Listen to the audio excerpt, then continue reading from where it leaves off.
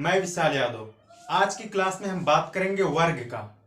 वर्ग किसे कहते हैं? सबसे पहले बात आती है वर्ग किसे कहते हैं।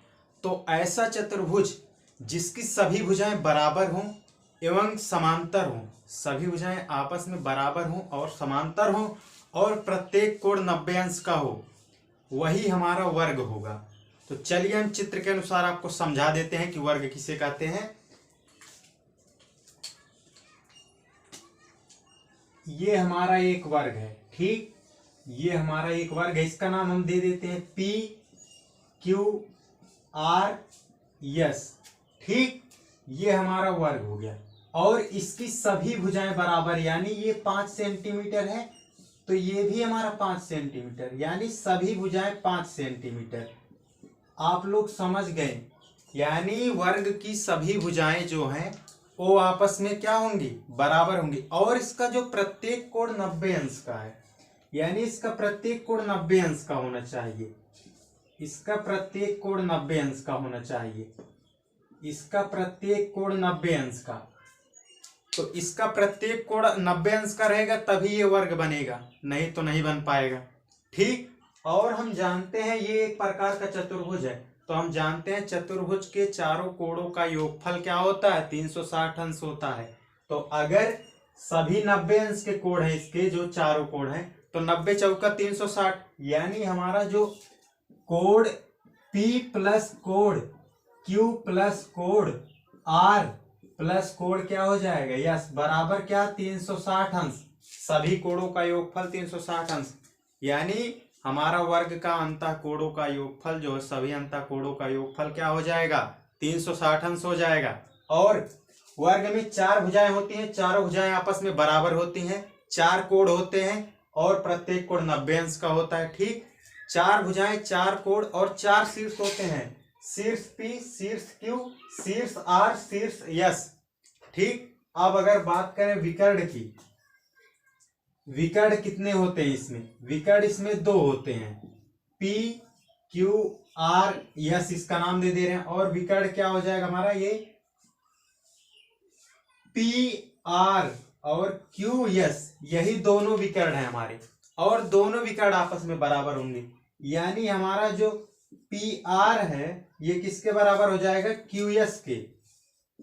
P R हमारा Q S के बराबर हो जाएगा। और ये एक दूसरे को 90 अंश पर काटते हैं, इसके विकर्ण एक दूसरे को जो है 90 अंश पर काटते हैं, इसके जो विकर्ण 90 अंश पे काटते हैं, और एक दूसरे को ये समद्विभाजित करते हैं। जो विकर्ण होते हैं वर्ग के एक दूसरे को समद्विभाजित करते हैं, यानी अगर ये जहां पर प्रतिच्छेद किए हैं इसका नाम O मान लें, तो ये जो QO है, ये जो Q और O है ये OS के बराबर हो जाएगा।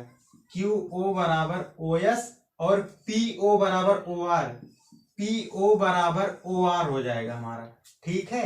यानी ये आपस में सभी बराबर होंगे। अगर बात की जाए, वर्ग के विकर्ण बराबर होते हैं और वर्ग के विकर्ण एक दूसरे को समद्विभाजित करते हैं और वर्ग के विकर्ण एक दूसरे को 90 अंश पर काटते हैं, ठीक है। आप समझ गए। अब अगर जैसे मान लीजिए वर्ग है, ये हमारा वर्ग है, जैसे ये हमारा वर्ग है, और अगर वर्ग में एक विकर्ण डाल दें, एक विकर्ण अगर ये भैया हम डाल देंगे, तो ये जो क्षेत्र प्राप्त होगा, ये जो 2 बराबर भाग प्राप्त होंगे, ये अगर इसका क्षेत्रफल निकालेंगे और इसका क्षेत्रफल निकालेंगे, ठीक, इसका क्षेत्रफल और इसका क्षेत्रफल आपस में बराबर आएगा। और अगर एक विकर्ण और डाल दें तो ये जो चारों भाग प्राप्त होंगे, चारों भाग का अगर क्षेत्रफल निकालेंगे तो आपस में बराबर होंगे सभी, ठीक है।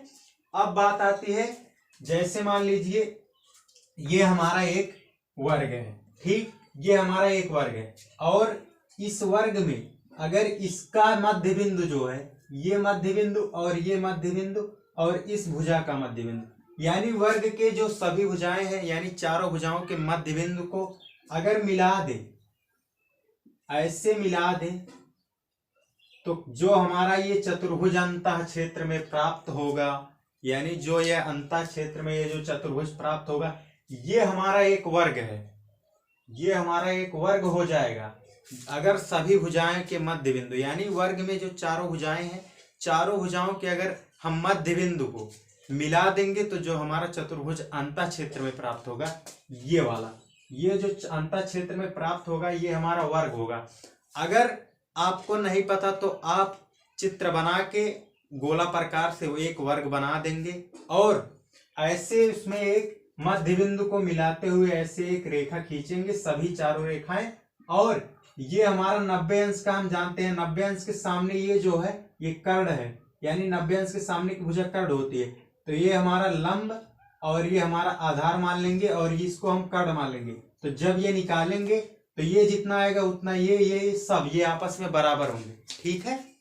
अब अगर बात की जाए इसके फार्मूले की, तो जैसे मान लीजिए हमारा ये जो हमारा वर्ग है इसकी भुजा ये ए है, ये भी ए हो जाएगी, ये भी ए और ये भी ए, क्योंकि हम जानते हैं वर्ग की सभी भुजाएं बराबर।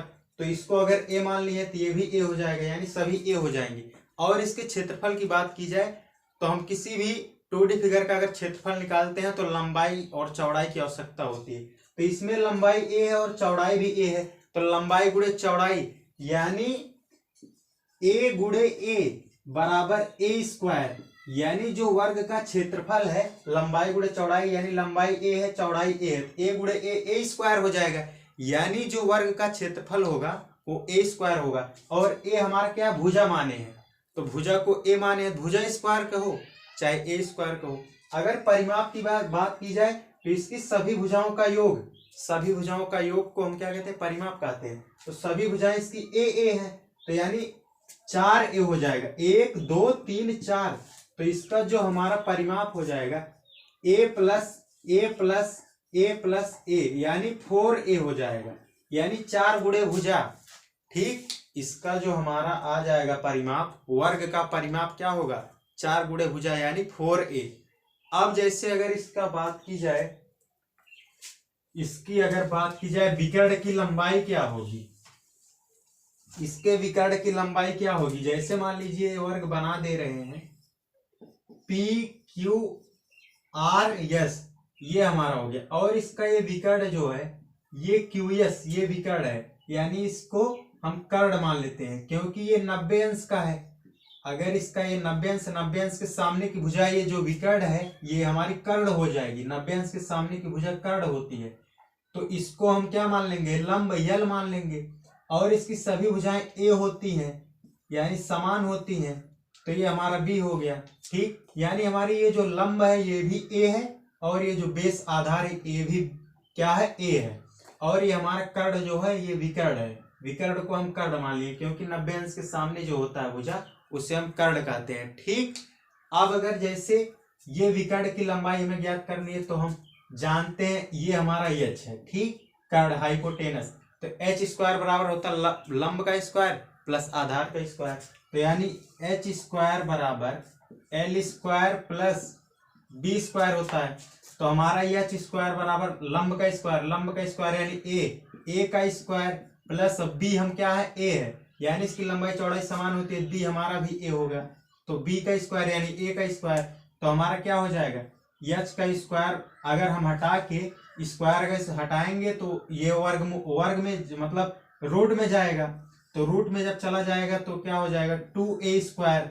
तो a स्क्वायर हम जानते हैं कि वर्ग का क्षेत्रफल होता है, तो हमारा h बराबर क्या हो जाएगा, यानी विकर्ण बराबर हमारा हो जाएगा, क्या हो जाएगा भैया, अंडर रूट में 2 गुणे a स्क्वायर, हम क्षेत्रफल जानते हैं वर्ग का होता है, यहाँ पे वर्ग का क्षेत्रफल हम लिख सकते हैं, यानी जो विकर्ण की लंबाई होगी अंडर रूट 2 गुणे वर्ग का क्षेत्रफल। अब अगर इसको ऐसे ना लिख के हम ये भी कर सकते हैं, जैसे a गुणे ए स्क्वायर होता है। ठीक, तो a का हमें जो है जोड़ा बन रहा है, तो जोड़ा बाहर कर लेंगे, a अंडर रूट में 2 आ जाएगा, यानी जो वर्ग का विकर्ण होगा a अंडर रूट 2 हो जाएगा। तो आशा करता हूँ आपको ये वीडियो अच्छा लगा होगा, अगर अच्छा लगा हो तो इसे ज़्यादा से ज़्यादा शेयर करना और चैनल को सब्सक्राइब कर लेना और नोटिफिकेशन ऑन कर लेना, बेल को प्रेस कर लेना यानी। तो चलिए आज का वीडियो में बस इतना ही।